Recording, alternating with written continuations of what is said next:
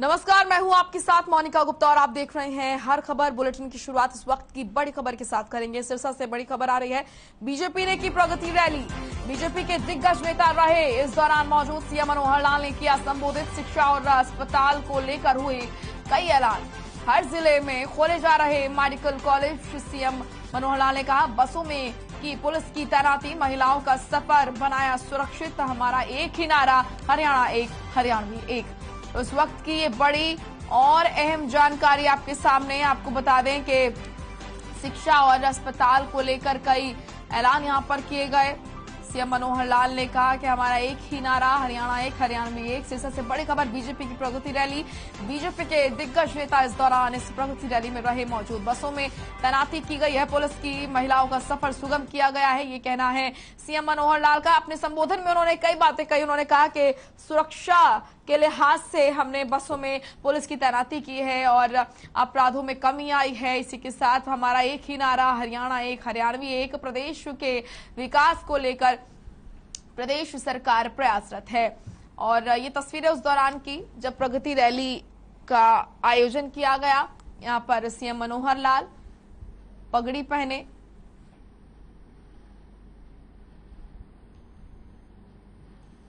उनके साथ कई नेता वहां मौजूद।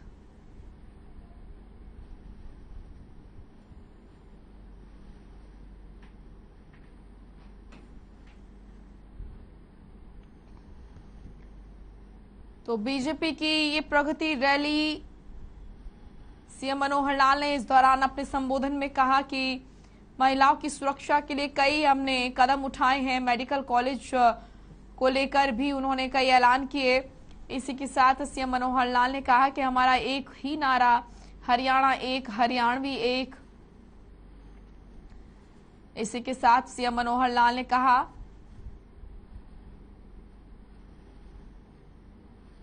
कि देश के विकास को लेकर प्रदेश के विकास को लेकर प्रदेश सरकार प्रयासरत है। लगातार विकास कार्य किए जा रहे हैं। और ये तस्वीरें आप देख रहे हैं सिरसा से, जहां पर प्रगति रैली का आयोजन किया गया। सीएम मनोहर लाल का भव्य स्वागत।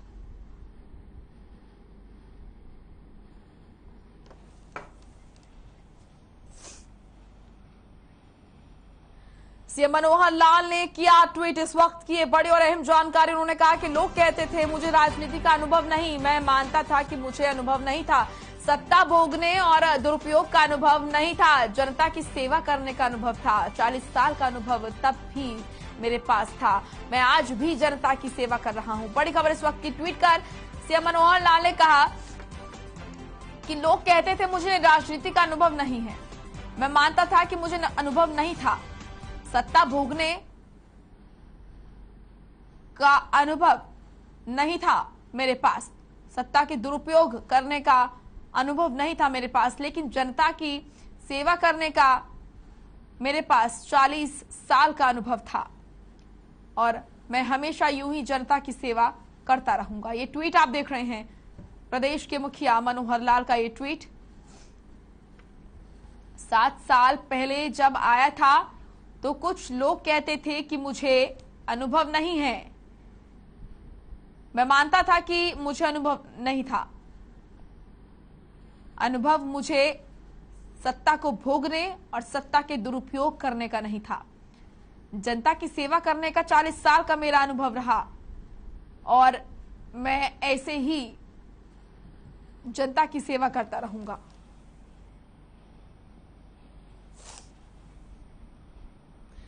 चलिए, अब बड़ी खबर आ रही है अंबाला से। फिर सुर्खियों में सेंट्रल जेल। चेकिंग के दौरान मिले 3 मोबाइल। जेल प्रशासन ने दी बलदेव नगर थाने में सूचना। पुलिस ने मामला दर्ज कर शुरू की जांच। पहले भी मिल चुके हैं जेल से कई मोबाइल। इस वक्त की ये बड़ी और अहम जानकारी आप तक पहुंचा रहे हैं। आपको बता दें कि एक बार फिर सुर्खियों में है अंबाला की सेंट्रल जेल।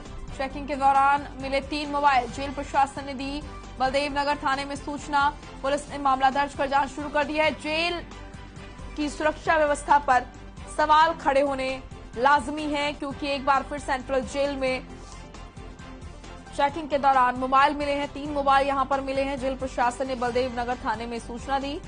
वहीं पुलिस इस पूरे मामले को दर्ज कर जांच शुरू कर चुकी है। तो जेल की सुरक्षा व्यवस्था पर यहां पर सवाल खड़े होने शुरू हो चुके हैं।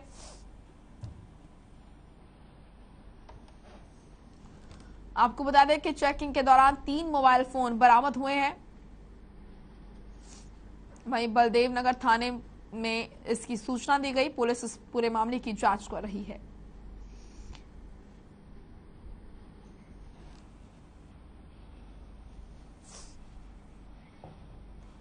गुरुग्राम में बीजेपी के राष्ट्रीय अध्यक्ष जेपी नड्डा ने पीएम मोदी का मन की बात कार्यक्रम को सुना और इसी के साथ जेपी नड्डा ने कहा कि मन की बात कार्यक्रम की सबसे अच्छी बात यह है कि इसमें राजनीति की बात नहीं होती है। आज तक प्रधानमंत्री ने इस कार्यक्रम में सिर्फ देश की बात कही है।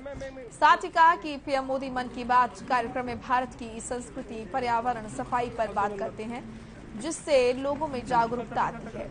इसके अलावा उन्होंने कहा कि पीएम मोदी की नीति और नीयत ने आम जनता में विश्वास जगाया है। और जो मैं तीसरी कक्षा में थी तभी उनकी आंखों की रोशनी भी चली, लेकिन कहते हैं कि हाँ, कुंवर सिंह को गांव से 6-7 किलोमीटर दूर। रोहतक से बीजेपी सांसद अरविंद शर्मा सोनीपत पहुंचे। बीजेपी सांसद अरविंद शर्मा का सोनीपत से गुजरने वाले नेशनल हाईवे 44 पर कार्यकर्ताओं ने जोरदार स्वागत किया। इस दौरान बीजेपी सांसद अरविंद शर्मा ने मुख्यमंत्री मनोहर लाल के बयान पर प्रतिक्रिया दी। कहा कि सीएम मुझे नहीं मानते, अगर मैं मुख्यमंत्री होता तो अभी तक जमीन संस्थान के नाम पर कर चुका होता। साथ ही कहा कि पहले तो हमारी जमीन की मांग थी, लेकिन अब एक मांग और जुड़ गई है, जमीन पर पड़ने वाले भवन का सारा खर्चा सरकार दे।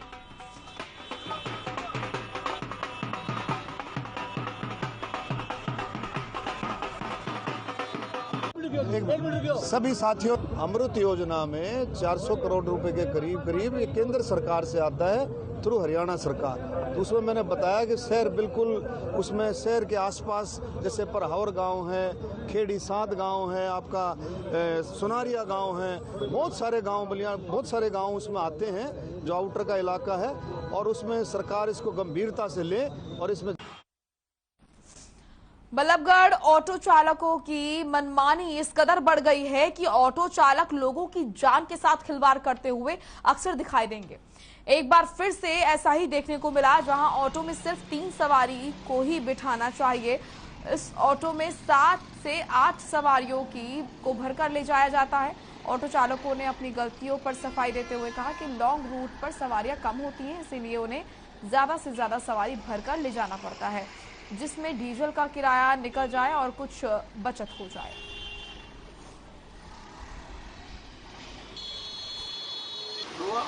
ऑटो में सवारी की जो लिमिटेड है उतने ही बंदे बैठाने चाहिए। ज़्यादा सवारी बैठाने से एक्सीडेंट का खतरा होता है, सवारी गिरने का खतरा होता है।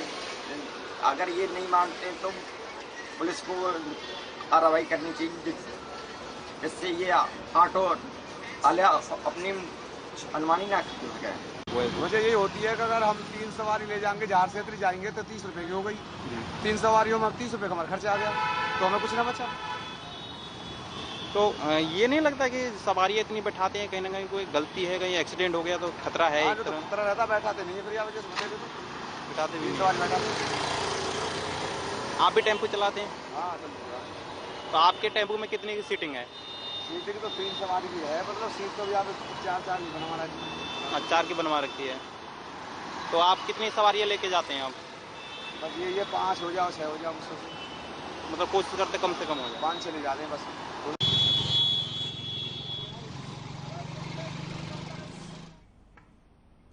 वहीं बहादुरगढ़ में कुत्तों का आतंक बढ़ता ही जा रहा है। शहर और आसपास के क्षेत्र में डॉग बाइट के रोजाना करीब 50 मामले सामने आ रहे हैं। वहीं अब 8 साल के बच्चे को कुत्ते ने बेरहमी से नोच डाला। कुत्ते ने चेहरे, सिर, हाथ, छाती और पीठ पर गहरी चोट मारी। बच्चे पर हमला होते देख आसपास के लोगों ने भी उसे छुड़ाने की कोशिश की। आपको बता दें कि बाइक सवार ने जब कुत्ते को टक्कर मारी तब जाकर कुत्ते ने बच्चे को छोड़ा। आनन फानन में बच्चे को बहादुरगढ़ के नागरिक अस्पताल में ले जाया गया, जहां गंभीर हालत में उसे पीजीआई रोहतक रेफर किया गया।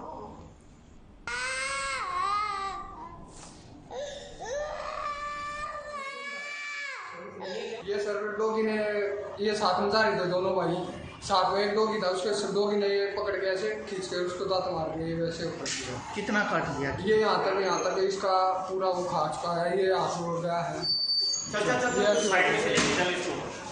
सिविल हॉस्पिटल बाजूगढ़ के ट्रामा सेंटर में मोहिदुल करके 8 साल का बच्चा डॉग बाइट से आया था। उसको के काटने से काफ़ी सारी इंजरी थी, तो हमने जो है उसका प्राथमिक उपचार करके बच्चे का और पीजीआई रोहतक के लिए रेफर कर दिया है। और लगभग जो है हमारे यहाँ पर एक ड्यूटी में 3 से लेकर 4 तक पेशेंट आ रहे हैं डॉग बाइट्स के इमरजेंसी के अंदर। तो अगर इमरजेंसी का देखे जाए तो लगभग 12 पेशेंट जो है बनते हैं 24 आवर। और ओपीडी के और ये मिला के डेली जो है 30 से लेकर 50 इंजेक्शन जो है ना डॉग बाइट के इंजेक्शन हम लगा रहे हैं। अब ये इंजेक्शन खत्म हो चुके हैं, कब तक आ जाएंगे, क्या रहता है? देखिए डॉग बाइट्स की जो है इंजेक्शन की चेन जो है लगातार बनी रहती है, लेकिन अगर सप्लाई में कोई प्रॉब्लम आती है कोई। चलिए फिलहाल एक छोटे से ब्रेक के लिए रुक रहे हैं, फौरन लौटेंगे।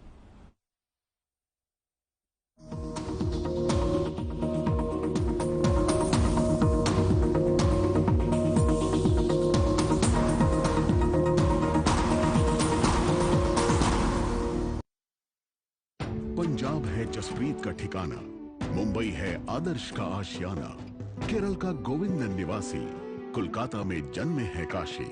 हर हिंदुस्तानी की शान, ARB बियरिंग्स जोड़े सारा हिंदुस्तान। अरे रंगों का उमंगों का जज्बा का रुकता है, मन साफ है तेरा अंदर तो बाहर दिखता है। जो अच्छा हो जो सच्चा हो वही तो दिखता है।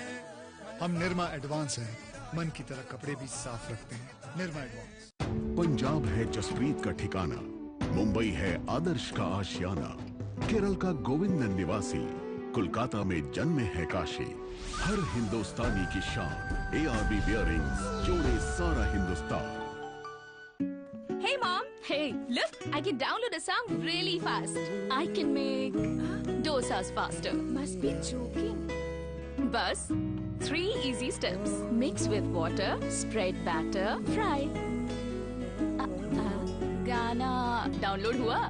नहीं, पर तब तक मैं इडली बनाती हूँ। हमने बनाया किड्स से। पंजाब है जसप्रीत का ठिकाना, मुंबई है आदर्श का आशियाना, केरल का गोविंदन निवासी, कोलकाता में जन्मे है काशी। हर हिंदुस्तानी की शान, ARB बियरिंग्स जोड़े सारा हिंदुस्तान। अरे रंगों का उमंगों का, अरे रंगों का उमंगों का जज्बा का रुकता है।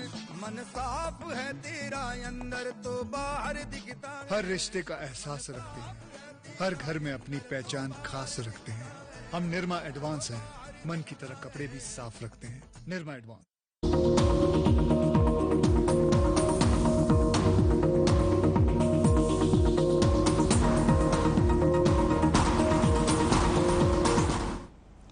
ब्रेक के बाद स्वागत है आपका। रुख करेंगे खबरों का। आजादी के अमृत महोत्सव की श्रृंखला में खेलो इंडिया यूथ गेम्स के तहत सुभाष पार्क के नजदीक राहगिरी कार्यक्रम का आयोजन किया गया और इस कार्यक्रम में मंडलायुक्त रेणु एस पोलिया ने बतौर मुख्य अतिथि के तौर पर शिरकत की।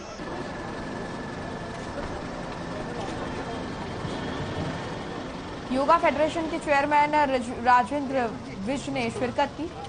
मशाल यात्रा के यहां पहुंचने पर मुख्य अतिथि और वशिष्ठ अतिथि के स्वागत यहां पर किया गया।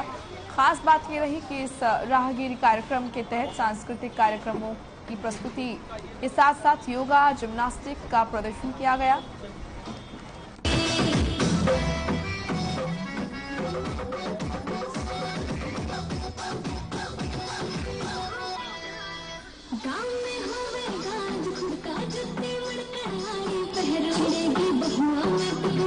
जब मैं हवा की दरिया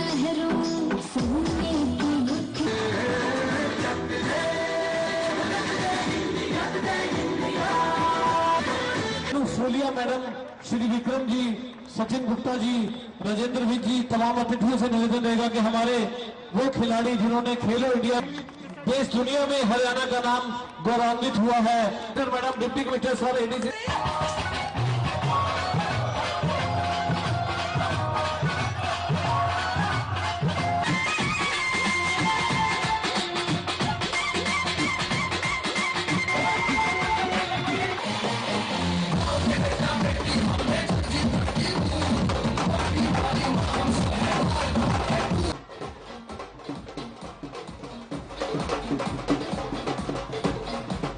जहांगीरी की मिसाल कुरुक्षेत्र से आई है, अभी हमने उसको रिसीव किया है और स्टेडियम से अंबाला स्टेडियम से चल के अपना ये सुभाष पार्क है, यहाँ पर हमारा मेन स्थल है, यहाँ राहगिरी का प्रोग्राम है और वो मशाल यहाँ पर पहुँच चुकी है।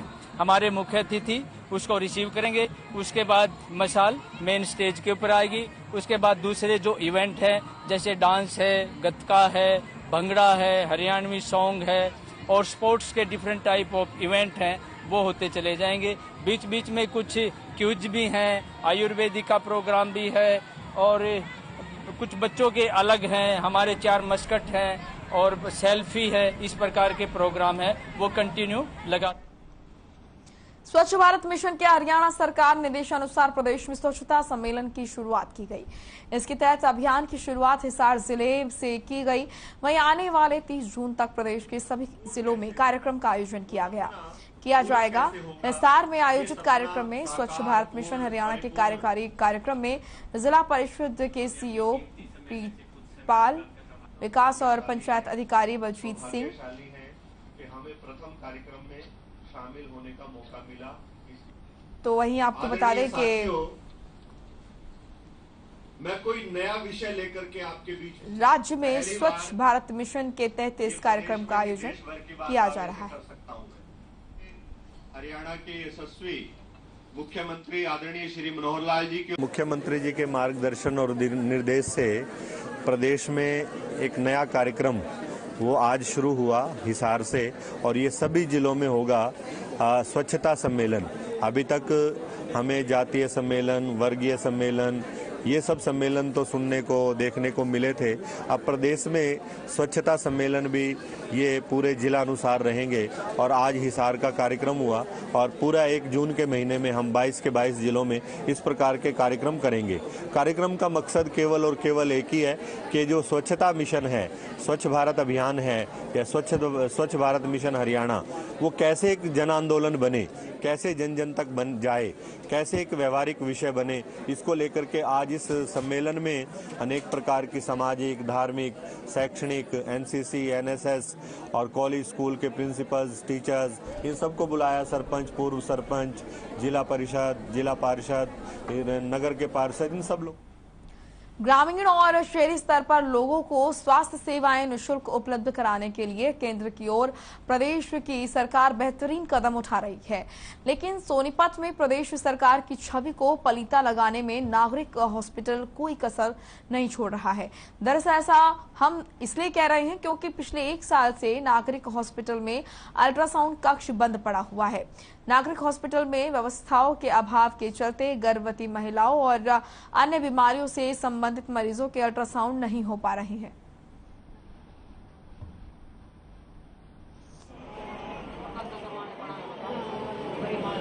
नहीं होता है, बोलता है यहाँ पे मशीन ही खराब है। तो कब से यहाँ दिक्कत चल रही है? ये नहीं मालूम कब से दिक्कत चल रही है। मैं 2 बार आई थी, यही बोल लेते जा रहे हैं कि बाहर से करा के। तो बाहर कितने रुपए में कराया आपने? 1000 रुपए। तो कितनी बार अल्ट्रासाउंड करवाया बाहर? अभी 1 ही बार कराया। तो डॉक्टर क्या कहते हैं इधर? डॉक्टर कहते हैं ये कि बाहर में करा के आओ, यहाँ पे मशीन खराब है। अल्ट्रासाउंड के यहाँ पे होता नहीं है।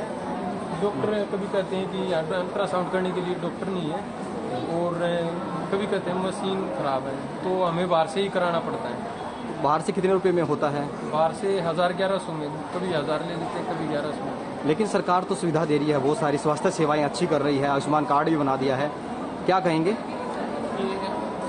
और तो ठीक है, लेकिन अल्ट्रासाउंड की कोई सुविधा हमें मिल नहीं पा रही है। अल्ट्रासाउंड की कोई व्यवस्था नहीं है। यहाँ पर ये बताया जाता है कि मशीन खराब है, कभी कहते हैं डॉक्टर नहीं है, और डॉक्टर हमें रिकमेंड करते हैं कि आप बाहर से करा लो। मैंने कल ही करवाया 1100 रुपये। कितनी बार करवाया है बाहर? मैंने अभी एक ही बार करवाया क्योंकि मेरा भी फर्स्ट टाइम ही है ना, तो मैंने भी जरूरत नहीं पड़ी। वैसे जो प्रेग्नेंट वुमन होती है उसका मिनिमम 3 टाइम होता ही है, मेरा 1 टाइम हुआ। तो बाहर क्या कौन कौन सी लैब ये नाम बताते हैं, कुछ बताते हैं ऐसा?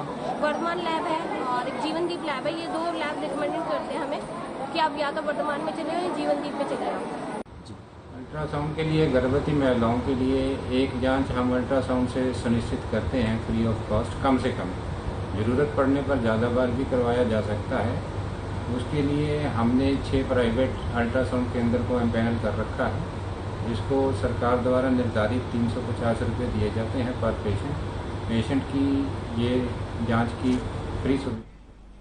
पृथला के गांव कनेरा में एक युवक गांव की ही जौहड़ में डूब गया। सूचना मिलते ही एसीपी दलबीर सिंह पुलिस बल के साथ मौके पर पहुंचे। फिलहाल पुलिस जौहड़ में डूबे युवक को बाहर निकालने की कोशिश कर रही है। पुलिस ने गुरुग्राम से गोताखोरों को भी बुलाया है। डूबे हुए युवक का नाम सुंदर बताया जा रहा है। परिजनों का कहना है कि जौहड़ के किनारे बोतल और गिलास मिले हैं। उसके साथ 2 और युवक थे, उनकी आपस में क्या बात हुई, पुलिस इसकी जांच कर रही है।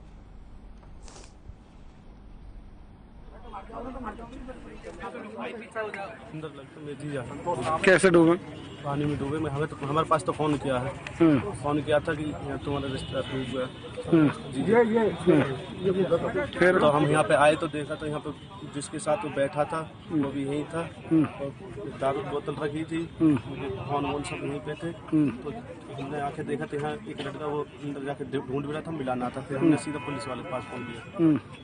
नाम का युवक है, उसके साथ ही कुछ साथी बैठे थे, यहाँ बाहर बैठे थे रोड के पास। इसलिए उसने बताया कि यहाँ रोड में निकल गया और कोशिश कर रहे हैं, टीम बुला ली, 11 की टीम बुलाई और वहाँ से आ रही। तो वैसे वाले भी लग रहे हैं जी, तलाश कर रहे हैं। तो टीम कब तक आ जाएगी सर? टीम कब तक आ जाएगी गोताखोर में? क्या कारण है जो डूब गया, ये कैसे पहुंचे? पता चलेगा उसके बाद जांच करेंगे। चलिए फिलहाल इस बुलेटिन में इतना ही। आप देखते रहिए हर खबर। नमस्कार।